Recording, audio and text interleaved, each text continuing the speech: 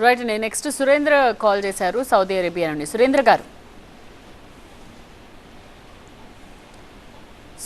గారు మేడం మాట్లాడండి.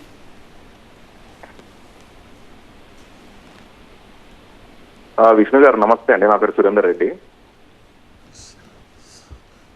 Hello sir. Vishnu గారు సురేందర్ రెడ్డి అండి. నా పేరు సౌదీ అరేబియా. సార్ ఏం లేదు sir, advance congratulation sir Jaganmohan Reddy గారికి. ఎందుకంటే మాకు నమ్మకం ఉంది కంపల్సరీ సార్ 120 సీట్స్ అని నేను అనుకుంటున్నాను అండి. అక్కడ గ్రౌండ్ రియాలిటీ ఎలా ఉందనేది మీకు ఎగ్జాక్ట్ తెలుసు. ఏం లేదు సార్, నాకు అంటే నేను ఒక పాయింట్ చెప్దామని అనుకున్నా సార్. అదే సజెషన్ అనుకోండి, ఏదని అనుకోండి. అంటే నా సైడ్ నుంచి నేను అబ్జర్వ్ చేసింది అంటే జగన్మోహన్ రెడ్డి గారు ఇప్పుడు మేమంతా సిద్ధం అనే సభలో తను అంటే మనకు సంక్షేమ పథకాలకు సంబంధించిన విషయాలు మాత్రమే మాట్లాడుతున్నారు సార్ గారు జగన్మోహన్ రెడ్డి గారు. ఎట్ ద సేమ్ టైం అంటే డెవలప్మెంట్ అనే వాగే వీళ్ళందరికీ కూడా సమాధానంగా అంటే మనము మీరు కనుక ఇప్పుడు కొన్ని స్కూల్స్ అని అవన్నీ అని చెప్తున్నారు. At the same time general గా వీళ్ళందరూ ఏమనుకుంటారు అంటే బిల్డింగ్స్ రోడ్ల ద్వారానే అభివృద్ధి అనే వాగే వీళ్ళందరికీ సంక్షేమ పథకాల గురించి చెప్పే జగన్మోహన్ రెడ్డి గారు పబ్లిక్ లో ఎట్ ద సేమ్ టైం వాళ్ళకి కూడా గన్ షాట్ గా చెప్తే బెటర్ అనే ఒక నా ఉద్దేశం సార్. అంతే. అదే అంటే నేను అబ్జర్వ్ చేసింది మీకు నేను షేర్ చేస్తున్నాను సార్ ఒకటి. రైట్ అండి.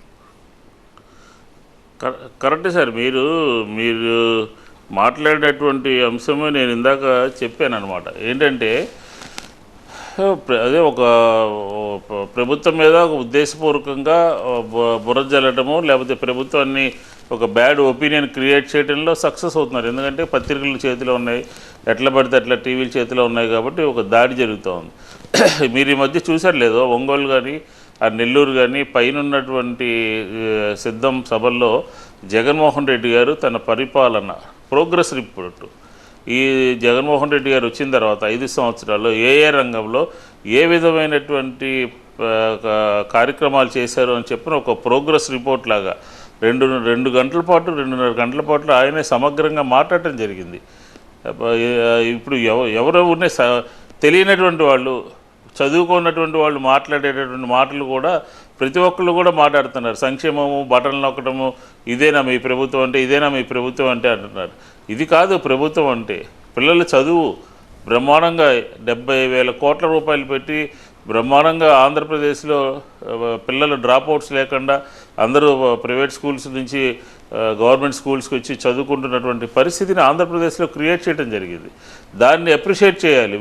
ఈరోజు విద్యకి ఎంతటి విలువ ఇచ్చిందో ఈ ప్రభుత్వము, ఆరోగ్యానికి ఎంత విలువ ఇచ్చిందో ఈ ప్రభుత్వము, అలాగే గృహ నిర్మాణానికి ఎంత విలువ ఇచ్చి పేదవాళ్ళందరికీ ఒక ఇల్లు ఉండాలని చెప్పిన ఒక ధైర్యాన్ని ఇచ్చిందో ఈ ప్రభుత్వము. ఇలాగ హార్బర్స్ కానీ, మెడికల్ కాలేజెస్ కానీ, లేకపోతే పారిశ్రామిక రంగంలో తీసుకొచ్చినటువంటి మార్పులు కానీ ఏమీ చేయకపోతే 4-5 సంవత్సరాలుగా ఆంధ్రప్రదేశ్ ఈజ్ ఆఫ్ డూయింగ్లో నెంబర్ 1 స్థానం ఎందుకు వస్తుందండి? గమనించకుండా దుష్ప్రచారం చేస్తున్నారు. కాబట్టి మనకున్నటువంటి వాయిస్ కానీ, మనకున్నటువంటి ప్రచార సాధనాలు లిమిటెడ్గా ఉన్నాయి. వ్యతిరేకంగా ప్రచారం చేసేటటువంటి వాళ్ళు, బుర్ర జల్లేటటువంటి వాళ్ళు ఎక్కువగా ఉన్నారు. కాబట్టి మనం పదే చెప్పుకోవాల్సినటువంటి అవసరం ఉంది. మీరు చెప్పినటువంటి పాయింట్ కరెక్టే. ఖచ్చితంగా 5 years ప్రోగ్రెస్ రిపోర్ట్ని ప్రజల ముందు ఆల్రెడీ పెడతాం జరిగింది. అందుకనే జగన్మోహన్ రెడ్డి గారే ప్రతి విషయం, చదువు కానీ, లేకపోతే వైద్యం కానీ, లేకపోతే పారిశ్రామిక రంగం కానీ, వ్యవసాయ రంగం కానీ, అలా ప్రతి సభలోనూ 1-2 సబ్జెక్ట్స్ని ప్రజలకి అన్నీ వివరిస్తూ ఈ ప్రభుత్వం చేసినటువంటి కార్యక్రమాలను ముందుకు తీసుకెళ్తూ ఉన్నారు. రాబోయే రోజుల్లో కూడా ఏ రకంగా ఈ ప్రభుత్వం పని చేయబోతోంది, పని చేయాలనే ఆలోచన ఉంది, ఏ విధంగా అందుబాటులో ఉంటుంది అని చెప్పని కూడా చెప్పుకుంటూ వెళ్తారు. కాబట్టి ఖచ్చితంగా మీరు చెప్పినటువంటి పాయింట్ని పరిగణలో తీసుకుని పనిచేయడం జరుగుతుంది. టెక్సాస్ నుండి కాల్ చేశారు మాధవి గారు. నమస్కారం అండి. ఇప్పుడు మీరు సంక్షేమ పథకాలని అవన్నీ సంక్షేమ పథకాలు బాగా డెవలప్మెంట్ అయిందని మీరు చెప్తున్నారు. నేను జగన్ అంతా చదువుకోలేదండి. కాకపోతే నేను అబ్జర్వ్ చేసిన టీవీ ఛానల్స్ లో ప్రకారము న్యూస్ ఇవన్నీ వాచ్ చేస్తున్నా కాబట్టి సొంత ఇద్దరు చెల్లెళ్ళు కూడా తానుకే న్యాయం చేయని ఒక అన్నగా ఉండి కాబట్టి నేను చెప్తున్నా, దేశం గురించి నేను మాట్లాడలే, రాష్ట్రం గురించి. ఒక సొంత ఇద్దరు చెల్లెళ్ళు బయటికి వచ్చి మా అన్న మాకు న్యాయం చేయలేదు అని చెప్పి సునీత గారు తన తండ్రిని అంత గొడ్డలితో నరికితే తను సిబిఐ కేసుకెళ్ళి ఇన్నేళ్ళ నుంచి తిరుగుతున్నా కూడా ఆ దోషులను కోర్టు మీద ప్రవేశపెట్టలేదు.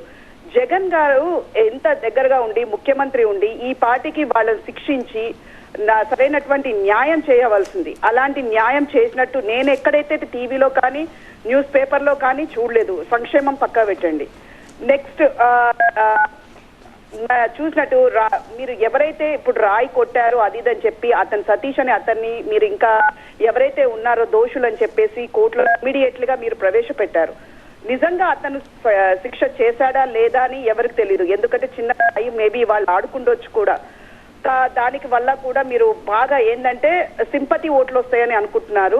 కానీ అది ఎంతవరకు జనాలకు ఎక్కట్లేదని నేను అనుకుంటున్నాను. ఎందుకంటే మామూలుగా మేము రైట్ అండి, మీ పాయింట్స్ రెండు అర్థమయ్యాయండి. ఒకసారి విష్ణు గారి ఆన్సర్ విందాం. అంటే ఇప్పుడు మాధవి గారు కానీ సంతోష్ గారు కానీ వాళ్ళ మైండ్ సెట్ ఆ రకంగా ఉన్నప్పుడు మనం ఏం చెప్పినా కూడా అర్థం చేసుకునేటటువంటి పరిస్థితి ఉండదేమో అని చెప్పి నేను అనుకుంటున్నాను. ఎందుకంటే మాధవి గారు 2 విషయాలు అడిగారు.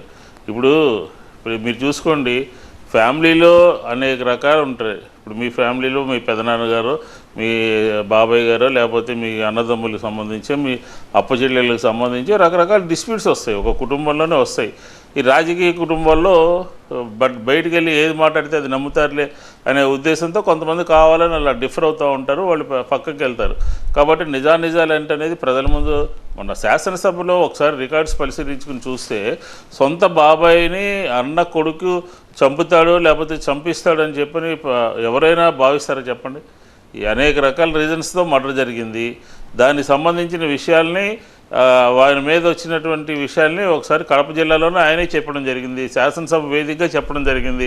పనిగట్టుకుని ఒక పొలిటికల్ మోటివ్తో, ఒక స్వార్థంతో, ఒక దీని మీద బుర్ర జల్లే విధంగా సొంత అప్పచెల్లెళ్ళే మాట్లాడితే ఈరోజు జగన్ గారి ఫ్యామిలీలోనే కాదు, ఇప్పుడు అనేక రకాలైనటువంటి ఫ్యామిలీస్లో కూడా, ఇప్పుడు మాధవి గారి ఫ్యామిలీలో కూడా డిస్ప్యూట్స్ లేవు అని చెప్పి పూర్తిగా అనుకోవడానికి కూడా ఏమైనా ఉంటుందా? ఇవి రకరకాలుగా ఉత్పన్నం అవుతాయి. దాన్ని మంచి చెడు ఏంటని చూసుకోవాలి. 2వ పాయింట్, ఒక ముఖ్యమంత్రి మీద కొంతమంది కలిసి రాళ్ళు వేస్తే ఒక అతన్ని ట్రాప్ చేసి అతని ద్వారా కొట్టిస్తే దాన్ని కూడా చాలా దురదృష్టం ఏంటంటే సింపతి ఓటు కోసం ఇప్పుడు కావాల్సినటువంటి దాని ద్వారా అధికారంలోకి రావాలి అని చెప్పని వైఎస్ఆర్ కాంగ్రెస్ పార్టీ కోరుకోవట్లేదు. వైఎస్ఆర్ కాంగ్రెస్ పార్టీ సమర్థవంతంగా పనిచేసి ఎన్నికల మేనిఫెస్టోలో మేము చెప్పినటువంటి అంశాలని చేసి ఈరోజు ఓటు అడుగుతూ ఉన్నాం. ఒక పాజిటివ్ దృక్పథంతో అడుగుతున్నాం. మాది వారి గుర్తుపెట్టుకోవాలి, మీరు పాజిటివ్ ఓటే అడుగుతున్నాము. నెగిటివ్ ఓటు మా మీద బురద జల్లాలి, మా మీద వ్యతిరేకంగా మాట్లాడాలి, మా మీద వ్యతిరేకంగా వార్తలు రాయాలి, మేము చేయనటువంటి పనులు కూడా చేశామని చెప్పని మమ్మల్ని బ్యాడ్ చేసి మాకున్నటువంటి ఇమేజ్ని డ్యామేజ్ చేసి దాని ద్వారా లబ్ధి పొందాలనుకున్నటువంటి కొన్ని పార్టీలు కానీ, కొన్ని పత్రికలు కానీ, కొన్ని మీడియా సంస్థలు కానీ, లేకపోతే దూరం నుంచి అబ్జర్వ్ చేసేటటువంటి కొంతమంది మనుషులు కానీ వాళ్ళందరూ నెగిటివ్ థింకింగ్లో ఉంటారు. దాన్ని మేము చేయగలిగింది ఏమీ లేదు. మా పాజిటివ్గా మేము చేసినటువంటి విషయాల్ని ప్రజలకు చెప్పుకుంటూ వెళ్తాం. కాబట్టి ఒక అన్నకి 2 చెల్లెళ్ళు వాళ్ళు కావాలని ఉద్దేశపూర్వకంగా పొలిటికల్గా మోటివ్తో వాళ్ళు మాట్లాడుతున్నటువంటి విషయాల్ని మీరు ఆలోచన చేస్తున్నారు తప్ప ఒక సొంత బాబాయిని చంపమని కానీ చంపించేటటువంటి ప్రయత్నం కానీ ఎవరు చేస్తారు? నేనే చెప్పాడు, నా సొంత తండ్రి నాన్నకు సంబంధించిన తమ్ముడిని బాబాయిని నా మీద పెట్టి ఇలా మాట్లాడతాం ఎంతవరకు ధర్మం అని చెప్పని శాసనసభ వేదిక మాట్లాడారు. కాబట్టి అన్ని విషయాల్ని కూడా మనం సమగ్రంగా తెలుసుకుని దాని మీద మనం మాట్లాడుకుంటే బాగుంటుందని చెప్పనేది నా ఒపీనియన్.